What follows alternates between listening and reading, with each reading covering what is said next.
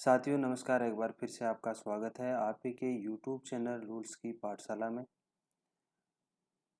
हमारे topic LTC का next video है एंटाइटलमेंट।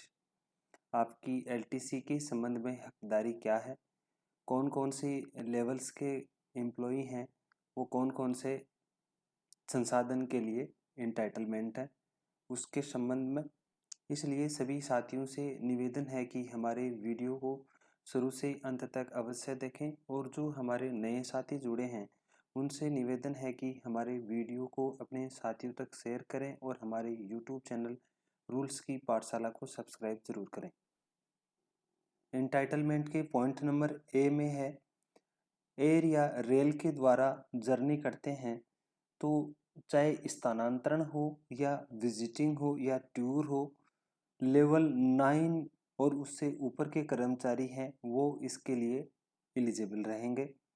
पॉइंट नंबर बी है, छुट्टी यात्रा रियायती पर प्रीमियम ट्रेन की यात्रा।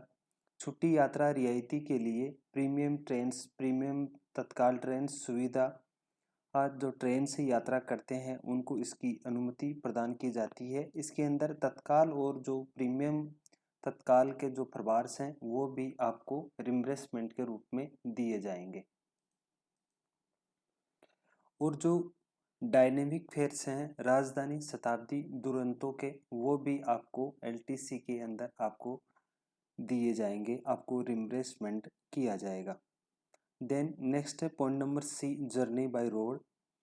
LTC पर सड़क द्वारा यात्रा हेतु हकदारी स्थानांतरण पर की गई यात्रा की हकदारी के समान होगा। सरकार द्वारा संचालित अथवा केंद्र या फिर राज्य या फिर जो स्थानीय निकाय हैं या फिर जो नगर निगम सार्वजनिक क्षेत्र में चलाए जाने वाले जो वाहन हैं उससे की गई यात्रा को भी आपको रिम्बर्समेंट स्वीकार्य होगा। किसी भी सार्वजनिक क्षेत्र में परिवहन से नहीं जुड़े स्थानों के मध्य की गई यात्रा के मामले में निजी वाहन से अधिकतम 200 kilometre up and down 100 kilometre प्रत्येक तरफ से आने जाने के लिए सरकारी कर्मचारी के द्वारा स्वयं प्रमाणीकरण के आधार पर यात्रा के लिए उसकी हकदारी के रूप में उसकी प्रतिपूर्ति की जाएगी, रिम्बर्समेंट किया जाएगा। देन जिन मामलों में परिवार के सदस्य अलग अलग छुट्टी यात्रा रियायती का लाभ उठाते हैं, LTC का अलग अलग लाभ उठाते हैं, तो उनके लिए भी वो भी अलग से टैक्सी का किराया या फिर निजी वाहन के द्वारा की गई यात्रा के लिए एलिजिबल हैं। वो भी 100 किलोमीटर कुल 200 किलोमीटर तक की यात्रा के लिए वह रिम्बर्समेंट के लिए पात्र है, एलिजिबल है। डी है जर्नी बाय एयर। विमान के द्वारा यात्रा के लिए LTC में क्या क्या प्रावधान है।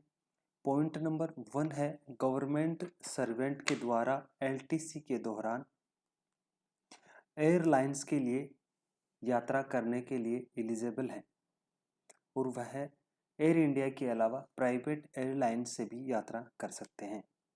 देन पॉइंट नंबर 2 है, टिकटों की बुकिंग सीधे 3 प्राधिकृत ट्रेवल एजेंसीज हैं, Balmer Lawrie and company limited, Ashok travels and tours and IRCTC, अथवा 3 प्राधिकृत एजेंसियों की सेल्फ बुकिंग टूल या फिर उसकी वेबसाइट से या उसके पोर्टल के माध्यम से आप ऑनलाइन बुकिंग भी करने के लिए एलिजिबल हैं।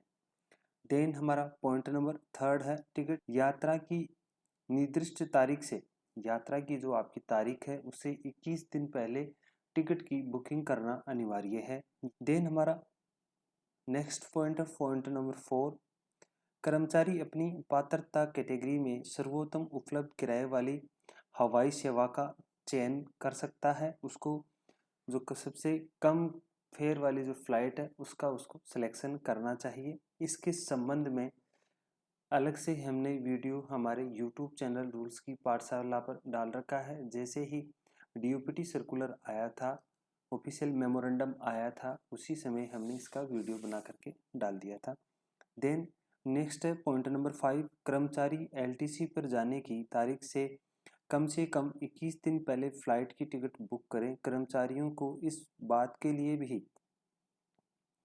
प्रोत्साहित किया जाता है कि वह अनावश्यक कैंसिलेशन से बचें। एलटीसी पर जो पूर्व में 24 घंटे से कम समय के लिए किए गए कैंसिलेशन के संबंध में कर्मचारी द्वारा एक स्वयं घोषित औचित्य प्रस्तुत करना आवश्यक है। अगर आप किसी भी प्रकार का फ्लाइट का टिकट 24 आवर्स पहले अगर कैंसिल करते हैं तो उसके लिए भी आपको प्रावधान है, आपको सेल्फ डिक्लेरेशन देना पड़ेगा। देन पॉइंट नंबर 6 है, कर्मचारी को एलटीसी पर की गई यात्रा के प्रत्येक गंतव्य के लिए केवल एक टिकट बुक करना चाहिए, बार बार टिकटें बुक नहीं करना चाहिए।